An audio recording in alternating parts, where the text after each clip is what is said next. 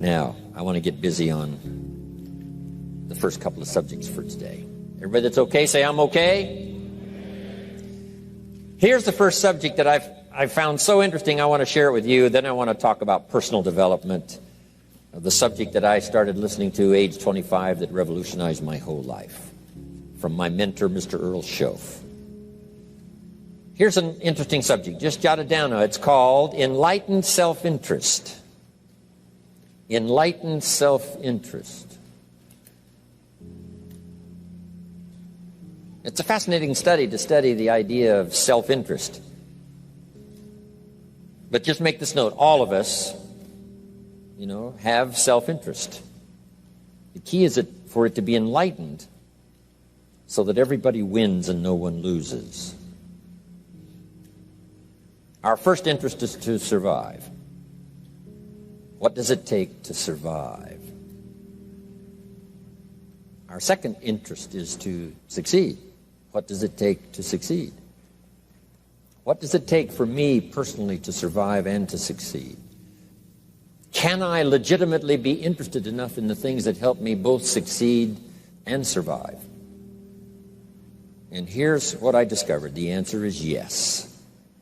It's possible to exercise self-interest, but to do it in such a way that no one loses, everyone benefits.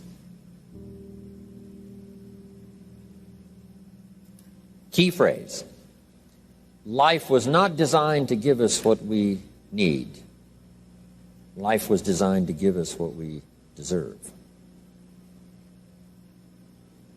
We do not reap a harvest in the fall because we need it. We reap a harvest in the fall because we deserve it. Not necessarily from a moral standpoint. Of course, there are some moral laws as well, spiritual and moral laws.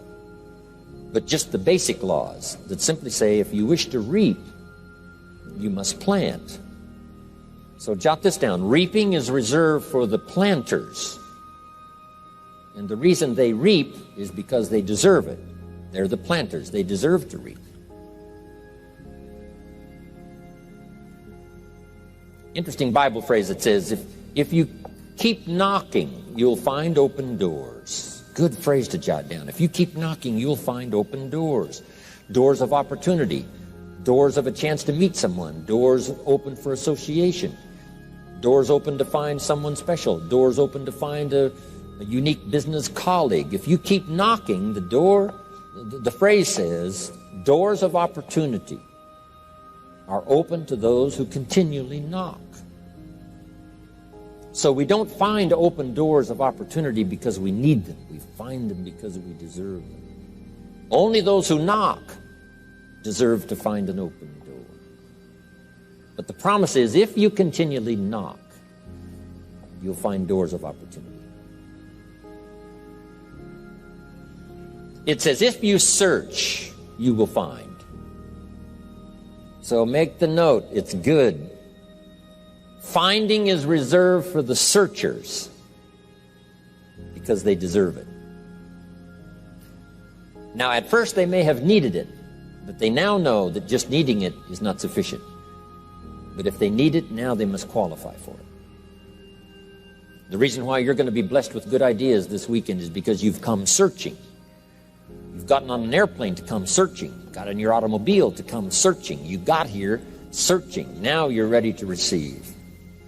And for those who search, they will find answers. They will find plans, imagination to stir yourself into action for future benefit. So if you search, to find a good idea, you must go looking, go searching. You've got to go to church. You've got to go to class. You've got to go to the seminar. You've got to go to the library. You've got to go to the books if you wish to find. Rarely does a good idea interrupt you. Rarely. But if you will search, you will find. So we get not what we need, but we get what we deserve. It says if you ask, someone has an answer. If you keep asking, the answers belong to you, because by virtue of asking, you have qualified. So we don't get what we need, we get what we deserve.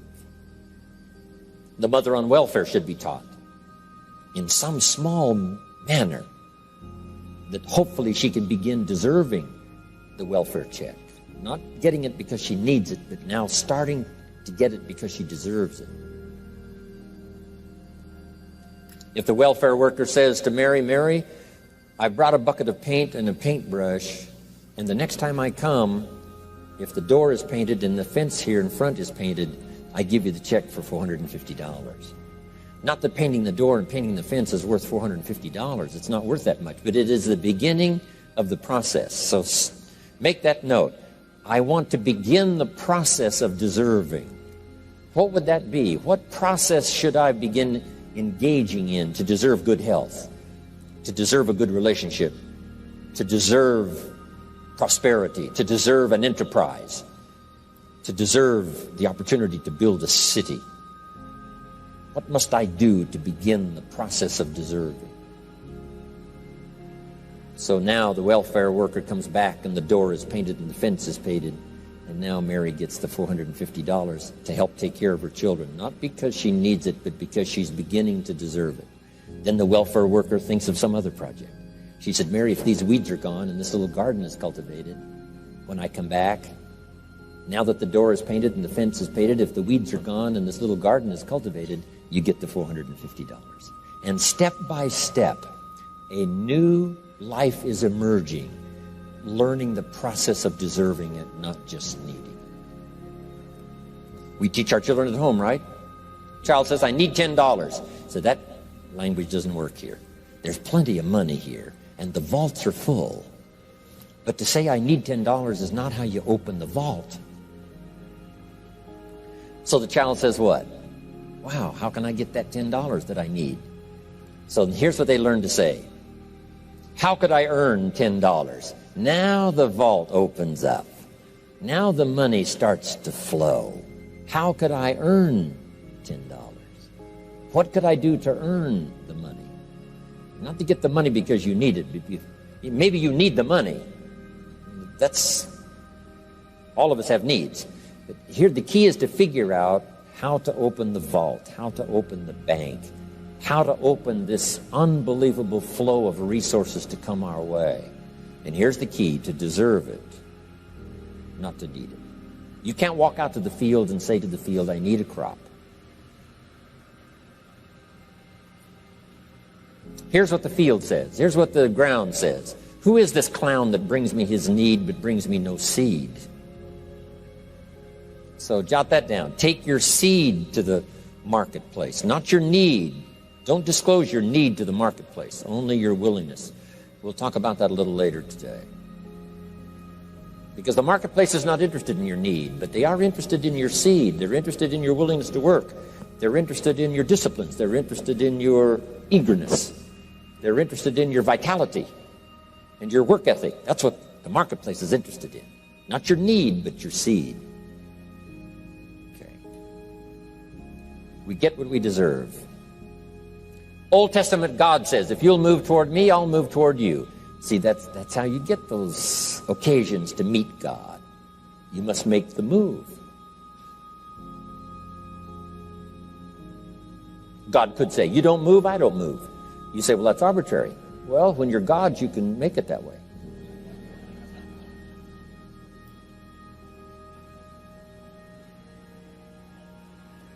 So, the law says if you wish to receive. Now let's talk about enlightened self-interest. If you wish to receive.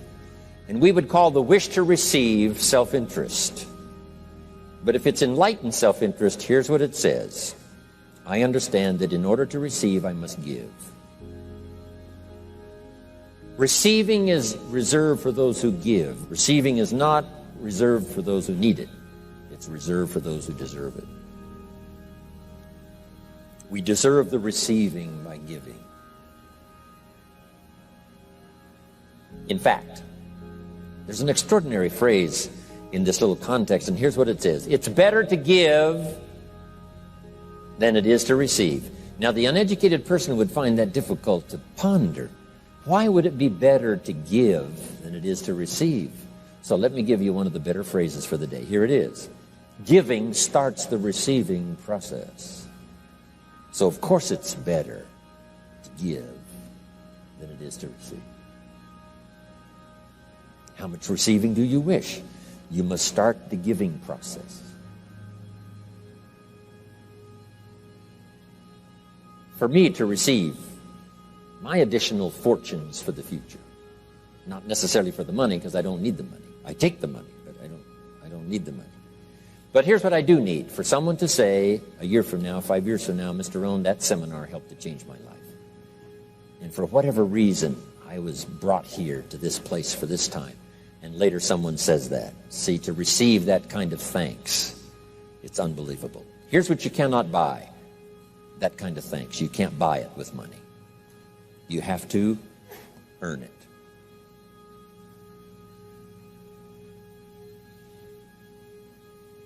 Now let's expand a little further now. That it's called the law of riches and wealth.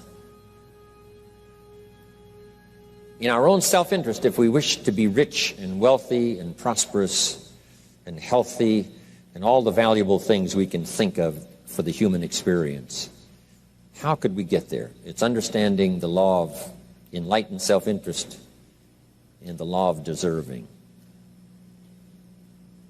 The question was asked in the Bible, how can we be great? What is the key to greatness?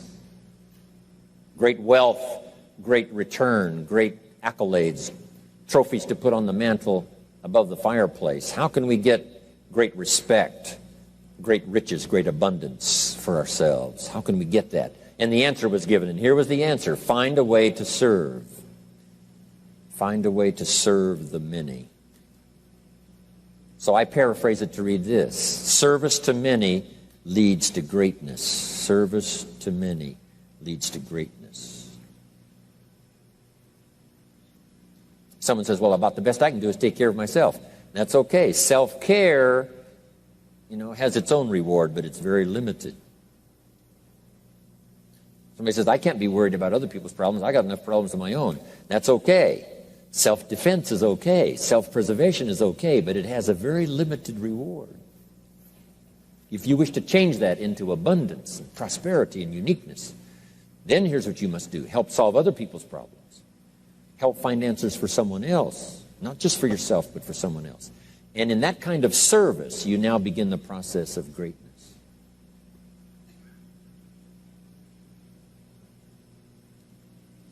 Someone asked the question, how can I be ruler over many?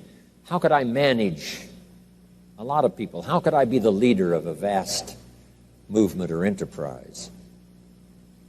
Here was the answer: nothing wrong with that wish. We call that self-interest of the highest kind. Wishing to be the manager, the ruler, wishing to be presiding over many people. Here was the answer: be faithful when the amounts are small. Be faithful when there's just a few. Be disciplined when there's only a few. That starts to entitle you to someday be ruler over many.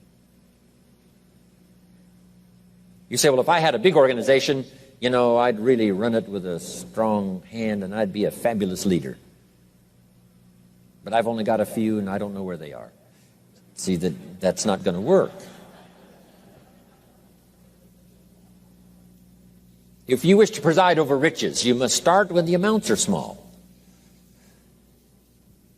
Someone says, oh, if I had a fortune, I'd really take good care of it. But I've only got a paycheck. I don't know where it goes.